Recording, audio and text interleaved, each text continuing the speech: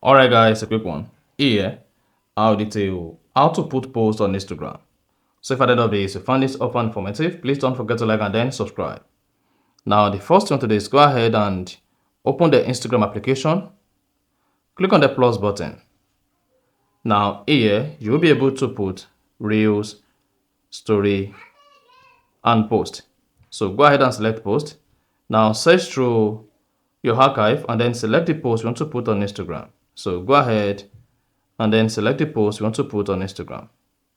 Samsung users. Once the post is selected, click on Next at the top right. And then click on Next. Once you hit the Next button, click on Edit Cover. Click on Crop Profile Image. Adjust the profile image. Click on the check mark at the top right. Click on Done. Then write your caption and hashtags. Come down here, click on More Options and customize everything you have here. Once you're done, go ahead and click on the share button. Once you click on the share button, this is going to publish the post on your Instagram.